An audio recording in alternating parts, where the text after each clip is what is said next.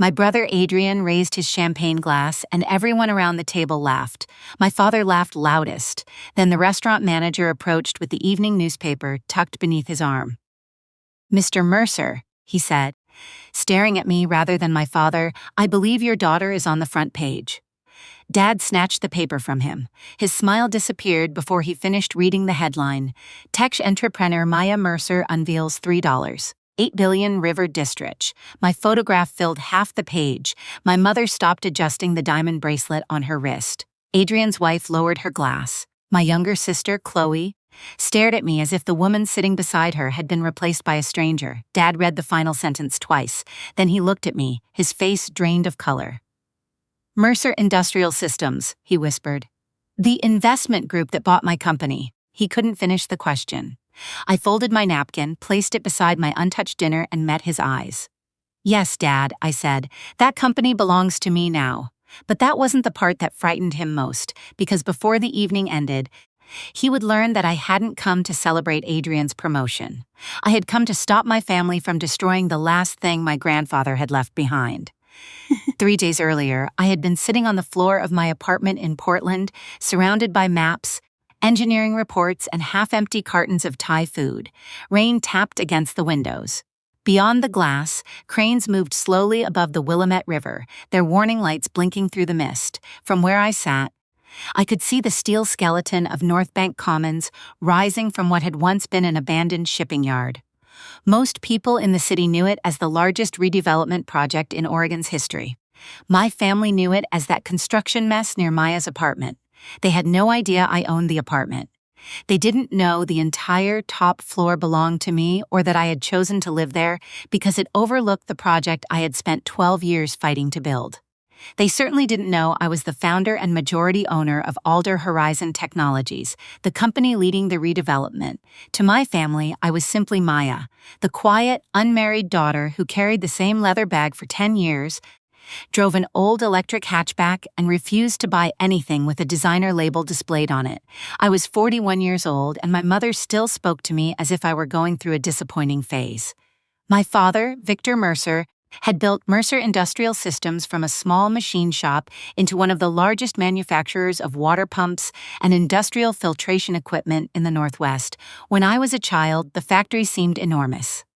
I remembered the sparks from the welding stations, the smell of oil and hot metal, and the way workers straightened whenever Dad walked through. He loved that reaction. Power, to my father, meant entering a room and watching people make space for you.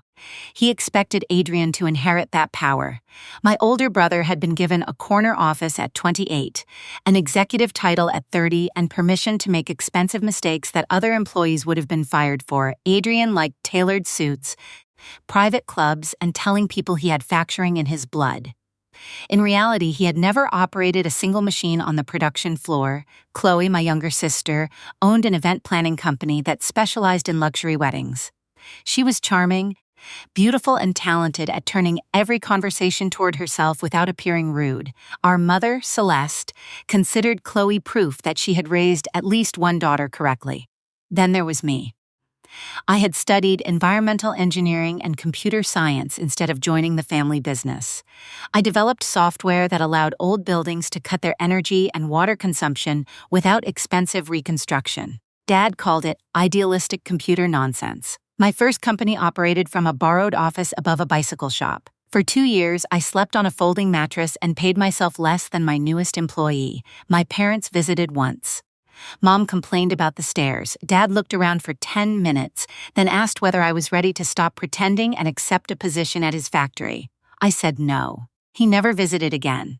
What none of them knew was that my computer nonsense had eventually become a platform used in hospitals, universities, airports, and municipal buildings across 14 countries. Alder Horizon had gone public 18 months earlier.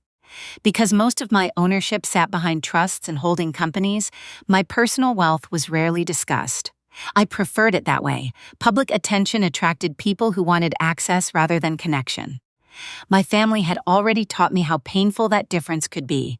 The person who first believed in my work was my grandfather, Samuel Mercer. He had founded the original machine shop with my father, although Dad had spent years slowly editing him out of the company story. Grandpa Sam didn't care about appearances. He wore work boots to expensive restaurants and kept peppermint candies in every coat pocket. When I was 16, he took me to the East Bank neighborhood, where many factory workers lived. A winter storm had damaged the electrical grid. Several apartment buildings had no heat, and water was leaking through broken pipes. We helped carry portable heaters to an elderly couple on the 4th floor. On the way home, Grandpa pointed toward the dark buildings. "Machines should serve people, Maya," he told me. "The moment people exist only to serve machines, someone has lost their way." That sentence became the foundation of my career. Before he died, Grandpa gave me a brass pocket watch. It no longer kept perfect time, but the back was engraved with the words, "Build what outlives you." I carried it to every major presentation I gave, or at least I had until 6 months earlier. During a family Christmas dinner, Mom asked to borrow the watch for a display honoring Grandpa at the factory's anniversary gala. I gave it to her. The display never happened. Whenever I asked about the watch, Mom said it was safely stored away. That Tuesday evening, my phone rang while I was studying the final transit plans for North Bank Commons. My chief operating officer, Lena Ortiz, spoke before I could say hello. "The financial review is complete," she said. "Mercer Industrial is in worse condition than we expected." How much worse? If the creditors had refused the extension, they would have missed payroll within 5 weeks. I closed my eyes. Dad had told the family that the business was experiencing temporary market pressure. He blamed higher material prices and foreign competition. The truth was more complicated. Adrian had approved a disastrous expansion into automated mining equipment. The project was poorly tested, years behind schedule, and tied to contracts the company couldn't fulfill. Dad had hidden the losses through short-term loans, asset sales, and delayed supplier payments. By the time Alder Horizon's investment division became involved, Mercer Industrial was nearly finished. Dad believed he was negotiating with Redwood Capital Partners, a private investment group. Redwood was real, but Alder Horizon owned 72% of it.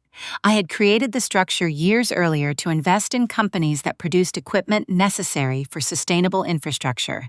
When Mercer Industrial came onto the market, I resisted becoming involved. Then I read the restructuring proposal prepared by another bidder. They planned to close the Portland factory, sell the property, and move production overseas. 812 employees would lose their jobs. Many were people I had known since childhood, so I authorized Redwood to make a competing offer. The agreement protected the factory, funded new equipment, and converted part of the site into a research center for water recycling technology. It also removed my father and Adrian from executive control. Dad knew those conditions. What he didn't know was that his anonymous strategic investor was his disappointing daughter. "The acquisition closes Friday," Lena continued. "Victor signed the final consent. Adrian signed the liability release. And the North Bank announcement? Thursday morning. The city approved everything. Press coverage begins at 7. I looked toward the construction site. What about the employee pension fund? Protected in full. And the layoffs? Condoled. We'll add approximately 200 positions during modernization. Relief moved through me, followed immediately by something heavier. Saving the company would not save my relationship with my family. It might finish destroying it. "There's something else," Lena said.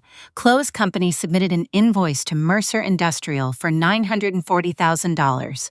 I sat upright. "For what?" She claims it's for corporate hospitality, executive events, and brand consulting. Did she perform those services? Some. Not nearly enough to justify the invoice. Most of the supporting documents are vague. Who approved it? Adrian. Of course he had. "Freeze the payment," I said. "Send everything to legal and independent audit." I already did. After we ended the call, I opened the invitation to Thursday's family dinner. Adrian Mercer, President and Chief Executive Officer. Mercer Industrial Systems. The promotion had been announced before the acquisition closed. Even though Dad no longer had the authority to make it, the dinner was being held at Halcyon, the most expensive restaurant in the city. Chloe had organized it. A note beneath the invitation read, "Formal attire required.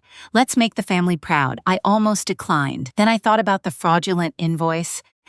Grandpa's missing watch and the 800 employees whose futures Adrian was already celebrating as if they belonged to him. I clicked accept. The next afternoon, my mother called. "Maya, please tell me you aren't wearing that gray suit tomorrow." "Hello to you too, Mom. This dinner is important. Several of Adrian's banking contacts will attend. Why are bankers attending a family dinner? It isn't only a family dinner. Your brother is becoming CEO. "No, he isn't." Silence followed. "What does that mean?" "It means the company is being sold. Any executive appointment must be approved by the new board. Your father has handled businesses since before you were born." "That doesn't answer what I said." Mom sighed. "You always do this." "Do what?" "Find a technical detail and use it to spoil something joyful." I nearly laughed. "Is Grandpa's watch still safe?" Her tone changed. "Why are you asking about that now?" "Because you borrowed it 6 months ago." "I know what I did." "Then where is it?" "Maya, I don't have time for this. Be at the restaurant by 7, and please make an effort." Chloe says the photographer will arrive at 7:30. She hung up. The following morning, North Bank Commons was announced publicly.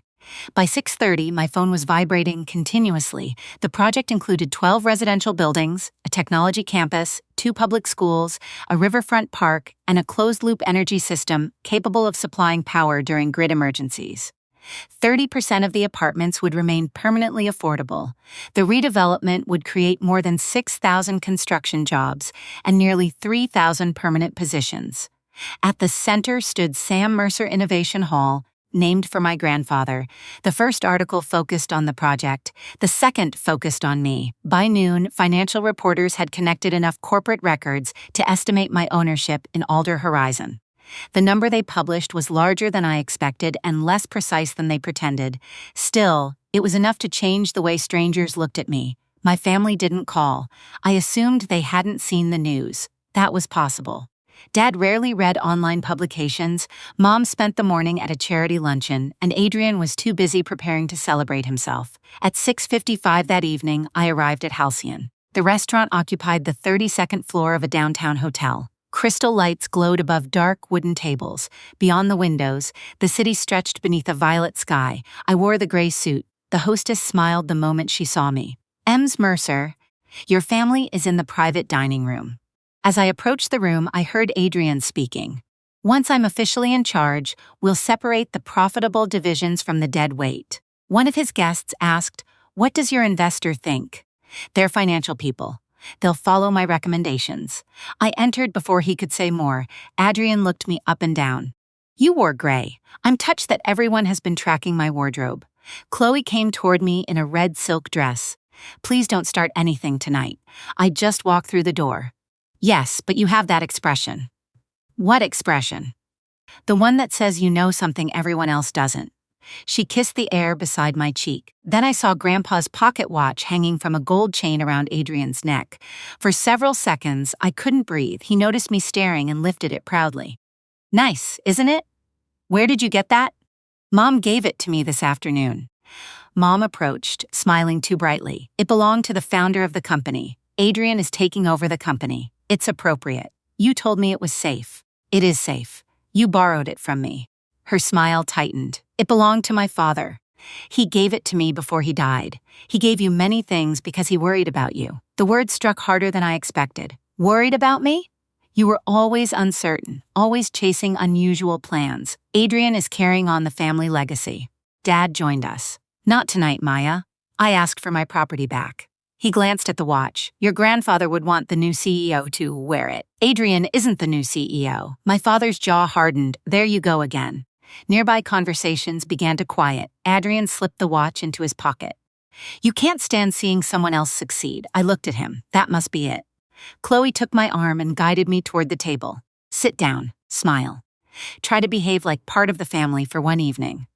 I could have revealed everything then. Instead, I took my seat. I wanted to know how far they would go when they still believed I had no power. Dinner began with speeches. Dad described Adrian as the future of Mercer Industrial. Mom spoke about sacrifice, leadership, and continuity. Chloe presented a video filled with childhood photographs, factory footage, and dramatic music. I appeared in 3 images. In 2 of them, I was standing behind Adrian. When the video ended, everyone applauded. Adrian rose with his glass. "I learned business from the best," he said, placing a hand on Dad's shoulder. Mercer Industrial was built by men who weren't afraid to take risks. I thought about the unpaid suppliers. "I'm not interested in managing decline," he continued. "We'll sell outdated assets, cut inefficient departments, and enter markets that understand the value of American innovation." He didn't mention that his previous attempt to enter a new market had nearly bankrupted the company. Then he turned toward me. "And who knows? Maybe I'll finally convince my sister to accept a real job." A few people laughed. I took a sip of water. Dad smiled. "We've been trying for years." Chloe leaned toward one of the bankers. "Maya works with energy software. Buildings turning lights off automatically, things like that." The banker looked at me politely. "That sounds interesting. She enjoys it," Mom said in the tone people used to describe a child's hobby. Adrian raised his glass again.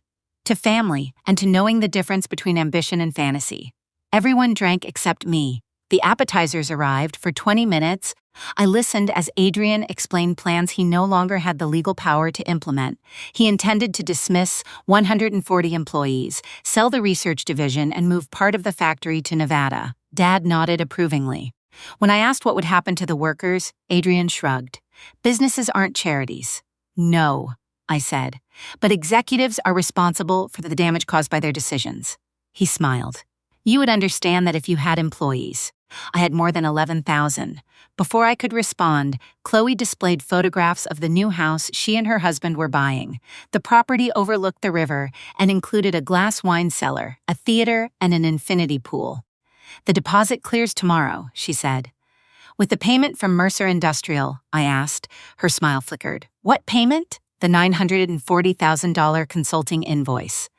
Dad set down his fork. "How do you know about that?" "Is it inaccurate?" Adrian answered quickly. "Chloe rebuilt the company's public image. Her contract authorizes expenses up to $150,000. Dad stared at me. "Where did you get that figure?" I looked directly at Chloe. "Did you submit documentation for the additional $790,000? Her face flushed. "This is exactly what I meant," she said. "You came here looking for a fight." I asked a financial question. "You have no right to question my business. If Mercer Industrial is paying the invoice, I have every right." Adrian laughed. "The poor sister who can't even buy a house is suddenly auditing us." That was when the restaurant manager entered carrying the newspaper. He approached me with a respectful nod. "Ms. Mercer, congratulations. Everyone downstairs is talking about the project." Adrian leaned back. "What project?" The manager handed the paper to Dad. My father unfolded it. His eyes moved across the headline, then stopped. He looked at my photograph, at me, and back at the "still renting at 40?" My sister Vanessa announced loudly enough for the entire terrace to hear. "Some people simply aren't meant to own anything." My father laughed and lifted his champagne glass. Then he unfolded the Sunday paper. The smile vanished from his face. Across the front page was a photograph of me standing in front of the most ambitious waterfront development in Portland's history. Beneath it, the headline read, "Local entrepreneur Madeline Reed unveils $3 8 billion harbor district." My mother gripped the edge of the table. Vanessa stopped breathing for a moment. Her husband slowly lowered his glass. Dad read the next sentence twice. Then he looked at me with fear instead of contempt. "Who owns Reed Manufacturing now?" I met his eyes. "I do." But that was not the part that frightened him most, because before breakfast ended, my father would discover that the daughter he had mocked for 15 years had quietly become the only person capable of saving everything he was about to lose. 3 days earlier, I had been sitting cross-legged on the floor of my apartment, surrounded by rolled blueprints, empty coffee cups, and financial reports marked with red ink. From the windows behind me, I could see cranes moving above the Willamette River. To most people, the construction site looked like a forest steel. To me, it was 15 years of work rising from the ground.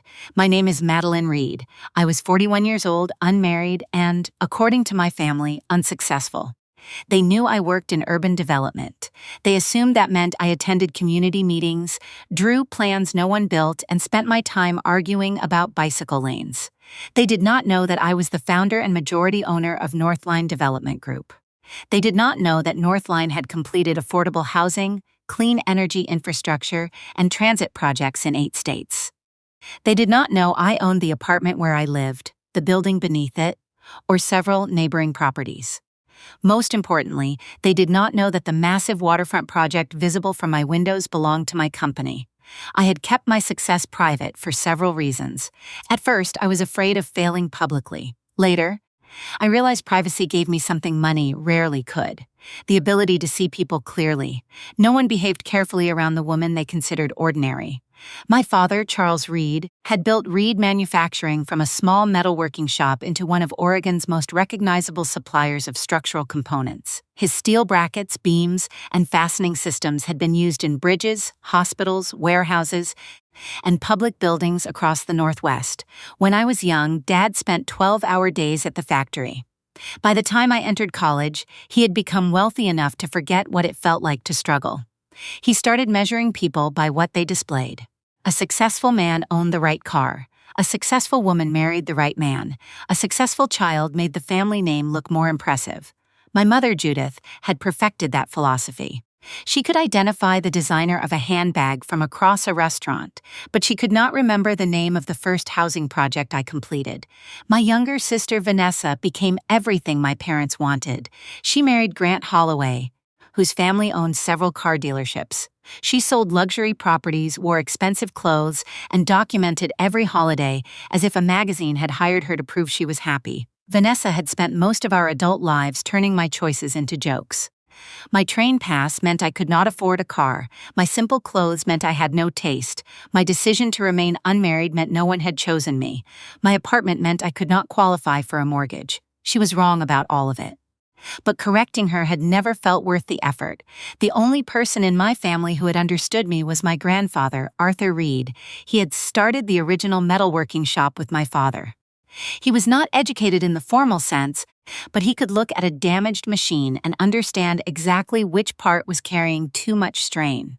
He understood people the same way. When I was 16, he took me to the East Bank neighborhood after a winter storm. Several old apartment buildings had lost heat and electricity. Families were huddled inside a church hall while volunteers passed out blankets. Grandpa pointed toward a girl doing her homework beneath an emergency lamp. "Buildings aren't monuments, Maddie," he said. "They're promises. A roof promises shelter. A power line promises light. A bridge promises you won't be trapped on one side." I never forgot that. Before he died, he gave me a brass compass that had belonged to his father. It was scratched and no longer pointed north accurately, but Grandpa said that did not matter. "A good compass doesn't tell you where success is," he told me. "It reminds you not to lose yourself while searching for it." After his funeral, my mother took the compass. She said it should be kept in the family safe until she decided which granddaughter would properly preserve it. I should have objected. Instead, I trusted her. That trust survived for 11 years. It ended on a Saturday afternoon at my parents' house. I arrived shortly after 3 carrying my laptop and a bottle of wine. The final permits for the Harbor District had been approved that morning, and the official announcement was scheduled for Sunday. A small part of me hoped I might tell my family before the news became public. I imagined my father asking intelligent questions. I imagined my mother finally understanding why I had missed holidays and left dinners early. I even imagined Vanessa being surprised enough to stop competing with me. Those fantasies lasted until I reached the terrace. My parents' home overlooked a private golf course outside Lake Oswego. Dad stood beside the outdoor kitchen grilling salmon, while Grant explained why he was trading his 6-month-old SUV for a newer model. Mom was arranging flowers on the table. Vanessa lounged beside the pool in a white dress and enormous sunglasses. She examined me from head to toe. "You wore that jacket last Christmas." "Good memory." It wasn't a compliment. "I know." Mom kissed my cheek without touching it.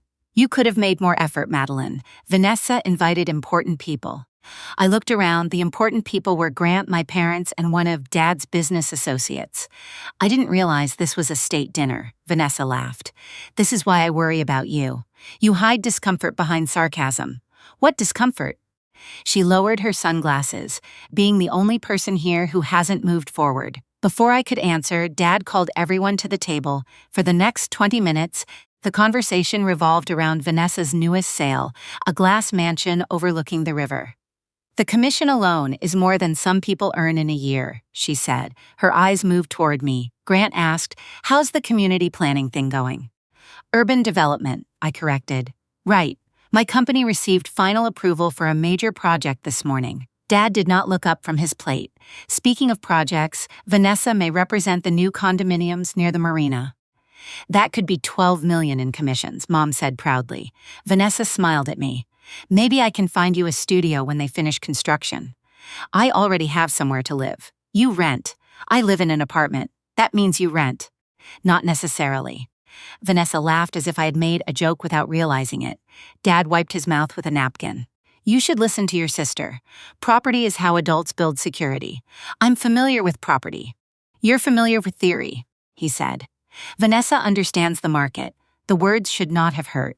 I had heard versions of them for years, but that day, after securing the final approval for a development containing more than 2,000 homes, they felt especially absurd. My phone vibrated against the table. A message from my chief financial officer appeared on the screen. Read acquisition complete. Signatures Vera. Board transition Monday. I locked the phone before anyone could see it. For months, Reed Manufacturing had been moving toward collapse. Dad's company had once been admired for quality, but he had refused to modernize. Machines were outdated, energy costs had doubled, and 2 major clients had canceled contracts after repeated delays. Then a faulty batch of fasteners failed inspection on a public project. No one was injured, but the recall was expensive. Banks became nervous. Suppliers demanded faster payment. Dad quietly began searching for investors. Northline needed a regional manufacturing partner for the Harbor District. Reed Manufacturing had skilled workers, valuable land, and decades of experience. What it lacked was responsible leadership and modern equipment. Through a separate investment company, I made an offer. Dad knew he was selling controlling interest to Meridian Industrial Partners. He did not know I owned Meridian. The offer paid the company's urgent debts, protected employee pensions, funded new machinery, and guaranteed that the factory would remain open for at least 5 years. In exchange, my father surrendered executive control. His lawyers had reviewed every page. Dad signed willingly because no other investor had offered terms generous enough to save him. He simply did not know the anonymous investor he had been praising was his impractical eldest daughter. At the table, Dad cleared his throat. Business has been difficult recently, but we're completing a strategic partnership. That sounds promising, Grant said. It is. A serious investment group recognizes what I built. I studied my father. Will you still control the company? Of course. That was not true. He either misunderstood the agreement or could not bear to admit the truth in front of Vanessa. What about the employees? I asked. We may need to reduce labor costs. My grip tightened around my glass. You told the investor you supported the employment guarantee. Dad frowned. How would you know what I told anyone? I read industry reports. Well, reports don't run factories. Sometimes workers must be sacrificed to protect the business. There were 412 people employed at Reed Manufacturing. Many had worked there for decades. My grandfather had known their families. I had structured the entire acquisition to prevent Dad from sacrificing them to preserve his own lifestyle. Vanessa waved toward me. Maybe Madeline could help. She knows about recycling buildings or whatever she does. Grant chuckled. I looked directly at Vanessa. My projects have a combined value of more than $6 billion.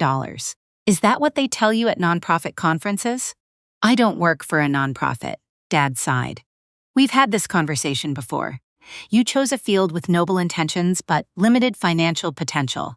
There's no shame in that, but you shouldn't exaggerate to compete with your sister. I'm not competing with Vanessa. Obviously, Vanessa said, you would have to be in the same race. Mom gave her a gentle, theatrical look. Be kind. I am being kind. Someone needs to be honest with her. Then Mom stood. I almost forgot. I have something special. She disappeared into the house. When she returned, she was carrying a polished walnut box. I recognized it immediately. My appetite vanished. Mom placed the box in front of Vanessa. This belonged to your grandfather. Vanessa opened it. The old brass compass rested on dark velvet. For a moment, I was 16 again, standing beside Grandpa in the cold church hall. Buildings are promises. Vanessa lifted the compass by its chain. It scratched. It's nearly 100 years old, I said. Mom looked at me. I've decided Vanessa should have it. Why? The question came out more quietly than I intended. Mom blinked. Because she is establishing a family. She and Grant will have children to pass it to. You said it belonged to both of us. I said I would decide who could preserve it properly. I'm the person Grandpa gave it to. Dad placed his fork down. Don't create a scene. I'm stating what happened. Mom's expression hardened. Your grandfather wanted his legacy to remain connected to the Reed name. My name is Reed. You know what I mean, she replied. I did know. Vanessa had a husband, an expensive house, and the kind of life my mother could display. I had work they did not understand. Therefore, Vanessa deserved the family legacy.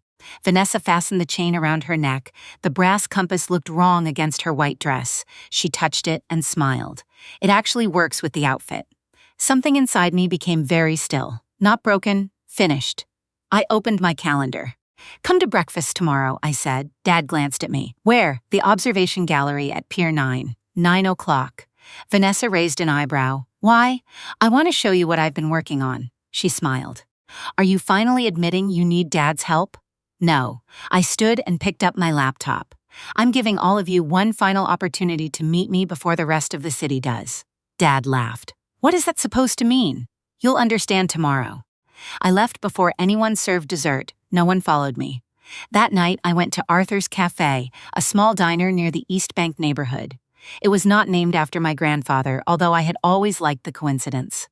He and I used to sit in the corner booth after visiting job sites. The waitress poured coffee without asking.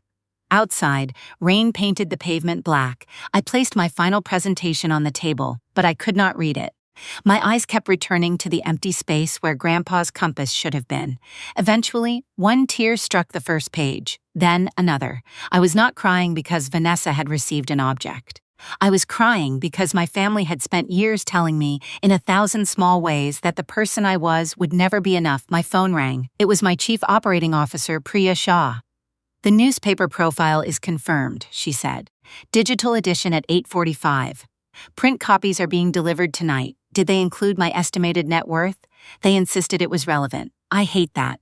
I know. What about the Reed employees? The acquisition funds cleared. Payroll and pensions are protected. Equipment orders go out Monday. No layoffs. I exhaled. That mattered more than the headline. And Charles? The board approved the advisory position. He'll receive a salary, but he'll have no authority over staffing, contracts, or safety decisions. Good. There's something else, Priya said. Vanessa Holloway's firm contacted our sales division. They heard rumors about the waterfront condominiums and want an exclusive contract. Did they mention me? No. They don't know you're involved. Tell them all agencies must enter the public selection process. You don't want to reject them? No, I want them treated fairly. Priya was silent for a second.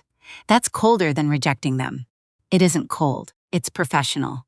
After the call, my attorney confirmed that Dad's ownership transfer had been legally finalized.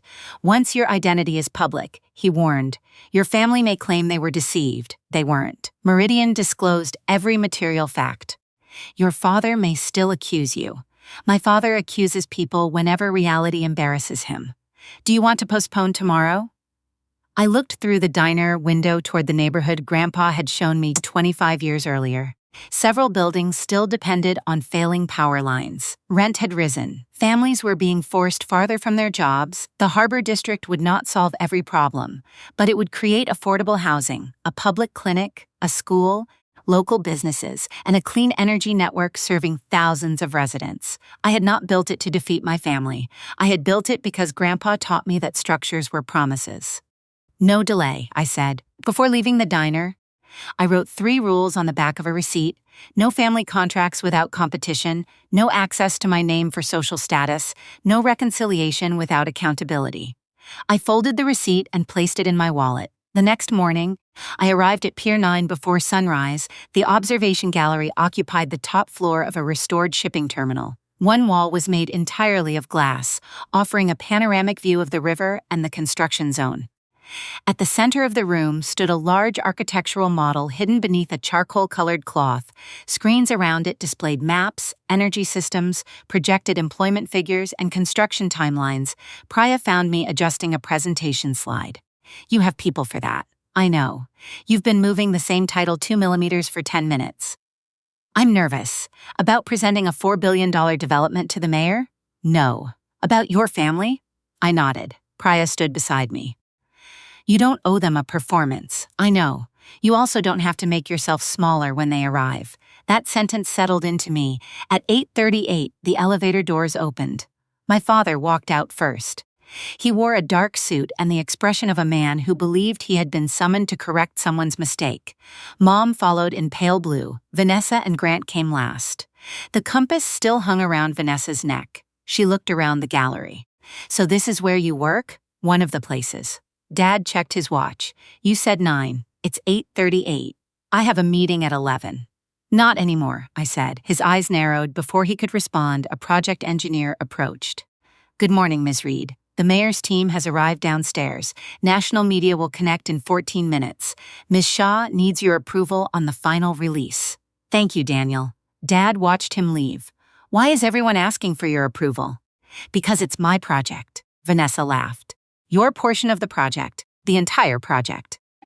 She started to answer, but one of the screens changed. A rendering of Reed Manufacturing appeared. The old plant had been transformed. Solar panels covered the roof.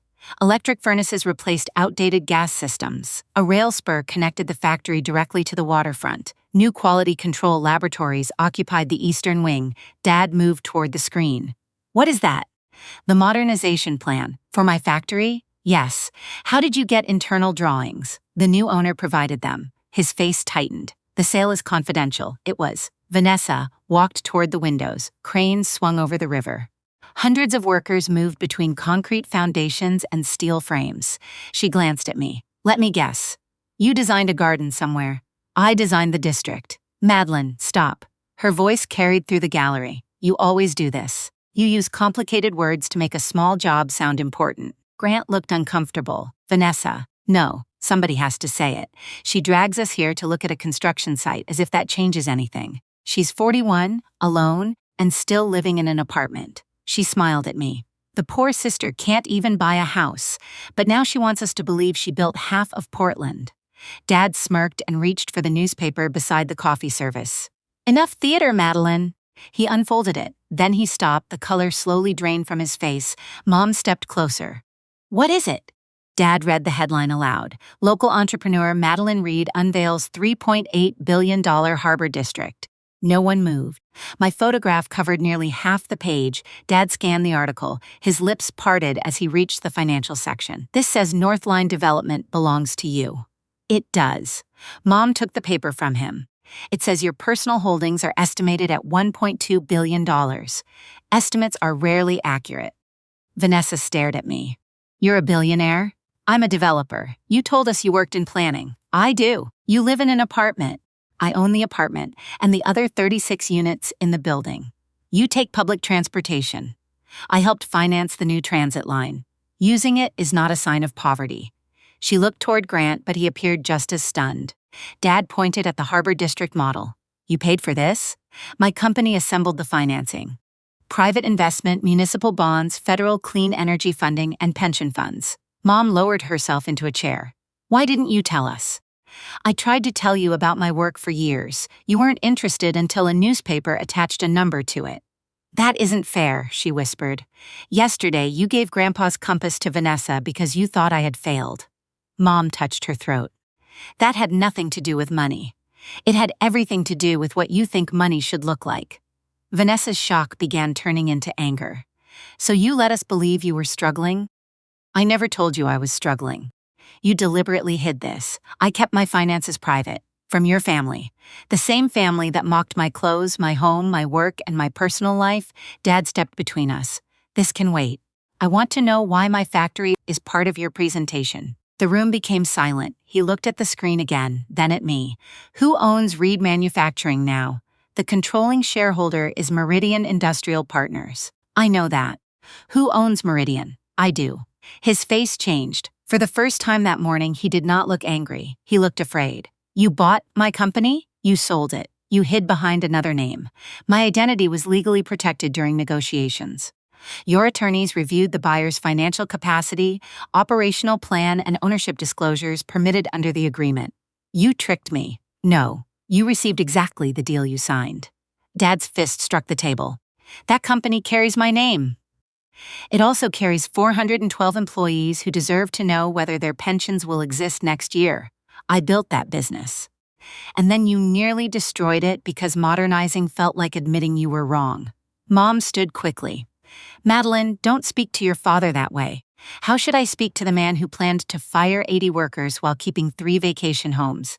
Dad's eyes flashed. Those layoffs were necessary. No, they weren't. The new board canceled them. What new board?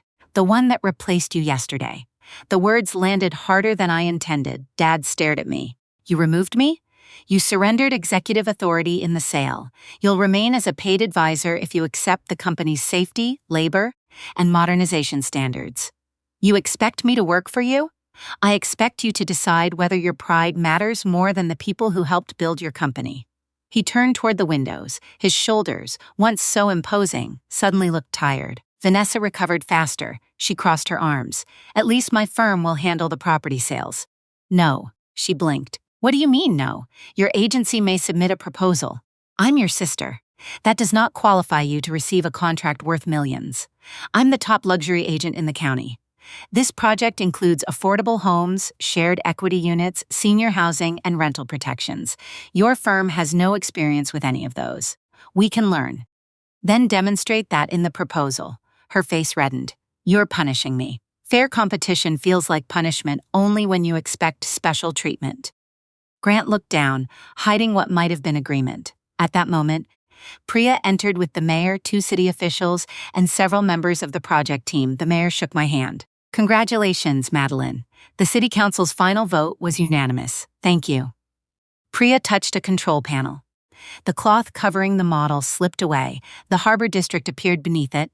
Glass towers rose beside brick buildings preserved from the old waterfront. Parks stretched between apartments and offices. A public school faced the river. Solar roofs, geothermal systems, and tree-lined pedestrian routes connected every section. One area glowed blue. The mayor pointed toward it. And this is my favorite part. A miniature community center stood at the entrance to the East Bank neighborhood.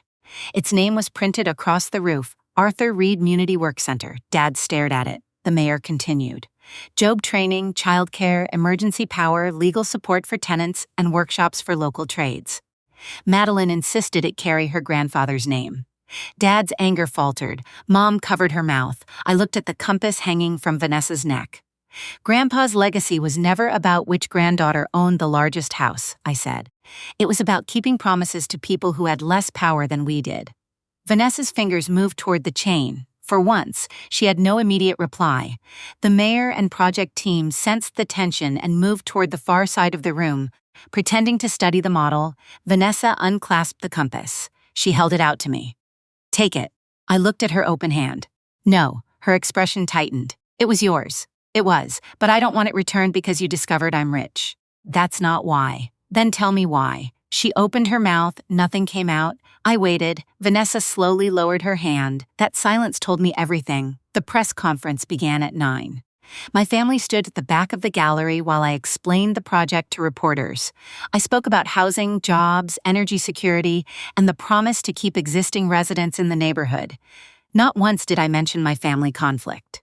I did not need public revenge. The truth was enough. The consequences arrived gradually. My father refused the advisory position for 9 days. On the 10th, he appeared at the factory wearing an old Reed manufacturing jacket. The new operations director required him to attend the same safety orientation as every visitor. Dad considered it insulting. He almost left. Then he noticed dozens of workers watching him. He sat down. During his first month, he interrupted meetings and tried to issue orders. Each time, managers reminded him that he was an advisor. Eventually, he began listening. New machinery reduced production delays. Energy costs fell. 2 former clients returned. No employees were laid off. 6 weeks after the announcement, I found Dad standing on a platform above the factory floor, watching an automated cutting system. I rejected this equipment 3 years ago, he said. I know. I said experienced workers were better than computers. The workers are still here. The dangerous cuts are now automated. He nodded. For a long moment, we watched the line move. I thought ignoring your ideas would make the company less mine, he said. And instead, I nearly made sure there was no company left. It was the closest he had come to an apology. I said nothing. He looked at me. You saved it. I saved the employees. The company came with them. He almost smiled. That sounds like Arthur. No, it sounds like me. Dad lowered his eyes. You're right. That was the first meaningful apology he gave me. Not because it was eloquent, but because he did not protect himself with an excuse afterward. Mom responded differently. Within 24 hours, she had told her friends that her daughter was the visionary behind Portland's future. I heard about it from a museum board member. I called her that evening. You don't have permission to discuss my finances or use my name socially. I'm proud of you. You were embarrassed by me before you saw the newspaper. That isn't true. You offered to buy me new clothes so Vanessa's clients wouldn't think I was poor. Mom became quiet. We made mistakes, yes. What do you want me to do? Learn who I am when there is no audience. For several weeks, our conversations were short, then her questions began to change. She stopped asking what I planned to wear to events. She asked which part of the project was most difficult. She asked how many families would receive affordable housing. She visited the community center without bringing friends or taking photographs. I did not immediately trust the change, but I noticed the effort. Grant sent me an email. He did not blame Vanessa or claim he had been trying to keep peace. He wrote, I laughed when she insulted you because agreeing with her was easier than challenging her. That was cowardly. I'm sorry, I replied. Silence and laughter both take sides. He answered, you're right. Vanessa remained quiet for nearly 2 months. Her agency submitted a proposal for the Harbor District. It was polished but inadequate. The selection committee ranked it 6th. She called me after receiving the rejection. You could overturn this. I could. Will you? No. Then why did you let us apply? Because you had the same right as every other qualified company. I'm your sister, and I'm responsible for thousands of residents and investors. Her breathing sharpened. You're enjoying this? No, Vanessa. I'm refusing to damage my project to protect your ego. She hung up. 3 weeks later, a package arrived at my office. Inside was Grandpa's compass. There was no jewelry box or expensive wrapping. It rested in a plain envelope beside a handwritten letter. Maddie, I have rewritten this note 12 times because every version made me sound like a victim. I wasn't. I spent years treating your quietness as weakness. I needed you to be unsuccessful because comparing myself to you made me feel secure. When I learned the truth, I was not only shocked that you were successful. I was terrified that your success proved I had never actually known you. Grandpa gave you the compass. Mom had no right to take it, and I had no right to accept it. I'm sorry. I don't expect a contract or forgiveness, Vanessa. I read the letter twice. Then I placed it in my desk. An apology did not erase 15 years, but for the first time, my sister had named what she had done without demanding that I comfort her. That mattered. We did not suddenly become close. Reconciliation is not a door that opens because someone knocks once. It is a road built through repeated choices. I changed the way my family could reach me. Sunday dinners became occasional lunches. Business remained separate. My parents were no longer allowed to bring guests to my events without asking. Vanessa could not use my name in property advertisements. Dad could advise the factory, but he could not override safety rules or staffing decisions. Some relatives called my boundaries harsh. Those same relatives had remained silent while my family humiliated me. I stopped accepting their opinions as moral guidance. Months passed. The Harbor District began to take shape. The first affordable apartment building opened in spring. The public school followed in autumn. Reed Manufacturing produced steel components for the transit terminal, and the employees received profit-sharing bonuses for completing the work ahead of schedule. Dad started taking the train to the factory once a week. The first time, he complained about the seats, the noise, and the lack of parking at the station. The fourth time, he asked why the western route ended 3 miles before the industrial area. We're extending it next year, I told him. He studied the map. You should add a stop near the factory. Half the night shift lives south of here. I looked at him. That's a good suggestion. He smiled. It was a small moment, but it felt more honest than all the praise he had offered after learning my net worth. One rainy evening, I returned to Arthur's Cafe. The old corner booth was empty. I sat beside the window with Grandpa's compass in my palm. Across the street, the Arthur Reed Community Works Center glowed against the dark sky. Inside, adults were attending evening trade classes. Children sat in the library while their parents met housing counselors. Emergency batteries charged beneath the building, ready for the next storm. A teenage girl was working beside the window under a bright lamp. For a second, she reminded me of the child Grandpa and I had seen 25 years earlier. I opened the compass, the needle trembled, turned, and stopped several degrees away from north. It was still inaccurate. I smiled. Grandpa had been right. The compass had never needed to show me the correct direction. It had only needed to remind me not to lose myself. My family had mistaken quietness for failure because they believed success needed witnesses. They thought wealth had to be worn, driven, photographed, and displayed. I had built my life differently. I wore simple clothes because I liked them. I took the train because public transportation mattered to me. I lived in an apartment because I loved waking above the city I was helping reshape. None of those choices made me poor, and even if I had possessed nothing, no company, no tower, no newspaper headline, their contempt would still have been wrong. That was the part my family took longest to understand. I did not become worthy on the morning they discovered I was wealthy. I had been worthy at every dinner where they ignored me. I had been worthy when my mother handed away my compass. I had been worthy when my sister laughed at my apartment. I had been worthy when my father dismissed the work he had never taken time to understand. Money did not create my value. It merely exposed their blindness. I fastened the brass compass around my neck and watched the lights across the neighborhood turn on one building at a time. I did not forgive everything that evening. Some wounds need more than an apology. Some relationships can be repaired only slowly. Others should remain distant. But I no longer needed my family's approval before allowing myself to feel proud. My revenge was not taking my father's company. It was saving the workers he had been willing to sacrifice. My revenge was not denying Vanessa a contract. It was treating her exactly like everyone else. My revenge was not appearing on the front page. It was refusing to hide afterward. Truth had done what anger never could. It had returned every judgment to the person who made it. And as I watched the community center shining through the rain, I finally understood something Grandpa had tried to teach me long ago. The strongest buildings are not the ones that rise highest above a city. They are the ones that keep their promises when the storm arrives.